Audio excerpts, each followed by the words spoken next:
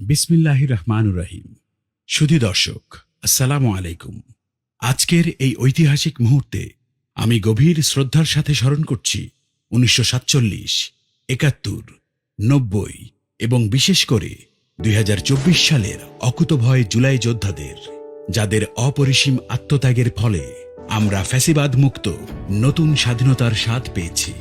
তাদের এই আত্মত্যাগের ফলেই আজ আমাদের সামনে ইনসাফ ভিত্তিক একটি নতুন বাংলাদেশ গড়ার সুযোগ উন্মোচিত হয়েছে। আমাদের এই জনমুখী বিকল্প বাজেট প্রস্তাবনা কেবল কিছু গাণিতিক হিসাব কিতাব নয়, এটি জুলাই বিপ্লবের আকাঙ্ক্ষাকে ধারণ করে জাতির ভাগ্য পরিবর্তনের একটি সুস্পষ্ট রোডম্যাপ। আমাদের দীর্ঘমেয়াদী ভিশন হল 2045 সালের মধ্যে বাংলাদেশের অর্থনীতিকে $2 ট্রিলিয়ন উন্নীত করা এবং 2050 সালের মধ্যে উন্নত রাষ্ট্রের কাতারে পৌঁছানো। আমরা চাই দেশের প্রবৃদ্ধি হোক অন্তর্ভুক্তিমূলক, যেখানে 18 কোটি মানুষের এই দেশ সাম্য, ন্যায় বিচার ও মানবিক মর্যাদায় একটি ইনসাফ ভিত্তিক রাষ্ট্রে পরিণত হবে। এটি একটি শতভাগ জনমুখী বাজেট, যার মূল ভিত্তি হচ্ছে সুশাসন, কর্মসংস্থান সৃষ্টি, শিক্ষায় সর্বোচ্চ বরাদ্দ এবং সাধারণ মানুষের ওপর করের বোঝা কমানো।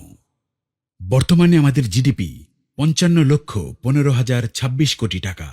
বিগত সরকারের রেখে যাওয়া উচ্চ মূল্যস্ফীতি, ব্যাংকিং খাতের সংকট এবং সীমাহীন দুর্নীতির কারণে অর্থনীতি আজ এক চ্যালেঞ্জের মুখে।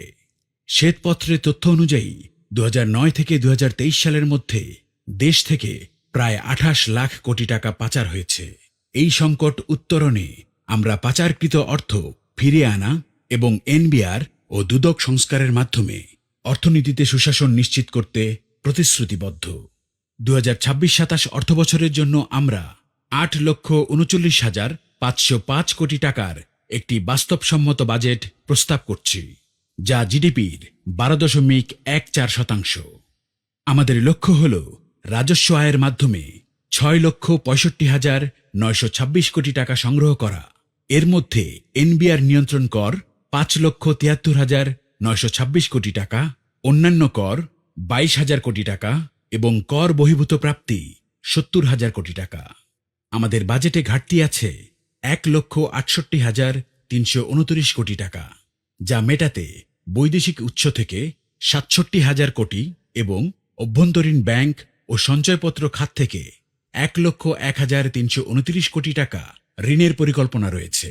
সাধারণ ও মধ্যবিত্ত মানুষকে স্বস্তি দিতে আমরা করমুক্ত আয়ের সীমা 3,50,000 টাকা থেকে বাড়িয়ে 4,50,000 টাকায় উন্নীত করছি। ব্যক্তি পর্যায়ে সর্বনিম্ন কর হার 5% অপরিবর্তিত থাকছে। কর্পোরেট কর 37.5% থেকে ধাপে ধাপে হ্রাস করা হবে এবং নিত্য প্রয়োজনীয় পণ্যের বাজারে স্থিতিশীলতা আনতে আমরা সিন্ডিকেট নির্মূল ও স্বয়ংক্রিয় স্থিতিকরণ নীতিমালা প্রয়োগ করব। এছাড়াও 10ম থেকে 20তম গ্রেডের সরকারি কর্মচারীদের মূল বেতন প্রথম বছরেই 100% বৃদ্ধির পরিকল্পনা রেখেছি। আমাদের বাজেটের মূল ফোকাস হল মানব সম্পদ এবং অবকাঠামো উন্নয়ন। এই লক্ষ্য বাস্তবায়নে খাতওয়ারি বরাদ্দগুলো নিম্নরূপ: শিক্ষা ও প্রযুক্তি খাত সর্বোচ্চ অগ্রাধিকার দিয়ে বরাদ্দ রাখা হয়েছে 1,25,575 কোটি টাকা, যা মোট বাজেটের প্রায় 14.96 ভাগ। স্বাস্থ্য খাত মানসম্মত স্বাস্থ্যসেবা নিশ্চিত করতে বরাদ্দ দেয়া হয়েছে 45,240 কোটি টাকা, যা মোট বাজেটের 5.39 ভাগ। পরিবহন ও যোগাযোগ খাত অবকাঠামো উন্নয়নে বরাদ্দ রাখা হয়েছে 65,340 কোটি টাকা, যা মোট বাজেটের 7.78 ভাগ। সামাজিক নিরাপত্তা খাত অসহায় ও দুস্থ জনগোষ্ঠীর সহায়তায় বরাদ্দ দেয়া হয়েছে 48,150 কোটি টাকা, যা মোট বাজেটের 5.74 ভাগ।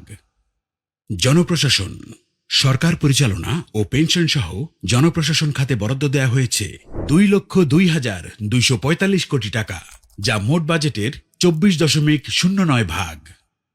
প্রতিরক্ষা খাত জাতীয় নিরাপত্তা ও সুরক্ষায় বরাদ্দ রাখা হয়েছে 43,462 কোটি টাকা, যা মোট বাজেটের 5.18 ভাগ। কৃষি খাত কৃষকদের ন্যায্য মূল্য ও আধুনিকায়ন নিশ্চিত করতে বরাদ্দ দেয়া হয়েছে 51,670 কোটি টাকা, যা মোট বাজেটের 6.15 ভাগ।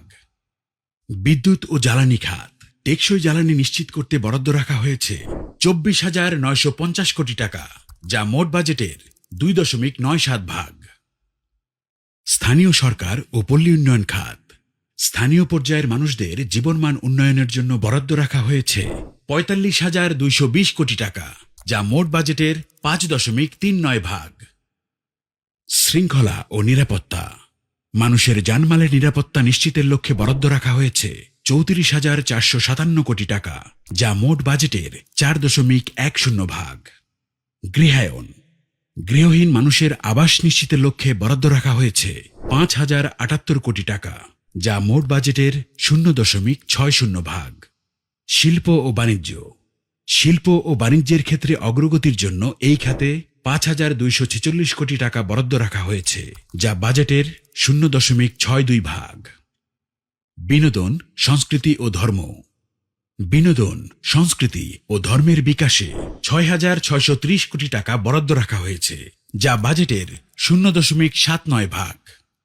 সুদ পরিশোধ, সরকারের ঘাটতি ব্যয় মেটাতে বিভিন্ন সময়ে গৃহীত দেশি বিদেশি ঋণের সুদ পরিশোধে বরাদ্দ রাখা হয়েছে 1,27,500 কোটি টাকা, যা মোট বাজেটের 15.19 ভাগ। আমাদের শিক্ষা ও স্বাস্থ্য খাতে বিনিয়োগের লক্ষ্য হল দেশের মানব সম্পদকে বিশ্বমানের করে তোলা। স্নাতক পর্যন্ত নারীদের অবৈতনিক শিক্ষা, মেধাবীদের জন্য 1 লক্ষ সুদমুক্ত কাজে হাসানা ঋণ এবং প্রবীণ ও শিশুদের জন্য সরকারি হাসপাতালে সম্পূর্ণ ফ্রি চিকিৎসা নিশ্চিত করা হবে। কৃষিখাতে প্রতিটি উপজেলায় সোলার ভিত্তিক কোল্ড স্টোরেজ তৈরি করা হবে, যাতে কৃষকরা তাদের উৎপাদিত পণ্যের ন্যায্য মূল্য পান। কর্মসংস্থানের জন্য পৃথক দক্ষতা উন্নয়ন ও কর্মসংস্থান মন্ত্রণালয় গঠন এবং সামাজিক নিরাপত্তা কার্ড প্রবর্তনের মাধ্যমে আমরা তৃণমূল পর্যায়ে সুশাসন পৌঁছে দেব। এই বাজেট শুধু আয় ব্যয়ের হিসাব নয়, এটি বৈষম্যহীন রাষ্ট্র প্রতিষ্ঠায় একটি মর্যাদাশীল গন্তব্যে পৌঁছানোর রূপরেখা। আমরা এমন এক বাংলাদেশের স্বপ্ন দেখছি যেখানে কাউকেই আর বিনা চিকিৎসায় মরতে হবে না, অর্থাভাবে মেধাবীর লেখাপড়া বন্ধ হবে না এবং কোনো তরুণকে বেকারত্বের গ্লানি নিয়ে হতাশায় ডুবতে হবে না। জুলাইয়ের শহীদদের রক্ত আমাদের যে শোষণহীন বৈষম্যহীন সমাজ গড়ার দায়িত্ব দিয়ে গেছে, এই বিকল্প বাজেট সেই অঙ্গীকার বাস্তবায়নের প্রথম শক্তিশালী পদক্ষেপ। আসুন ঐক্যবদ্ধভাবে আমরা একটি দুর্নীতিমুক্ত, স্বনির্ভর এবং সমৃদ্ধশালী নতুন বাংলাদেশ গড়ে তুলি। ধন্যবাদ।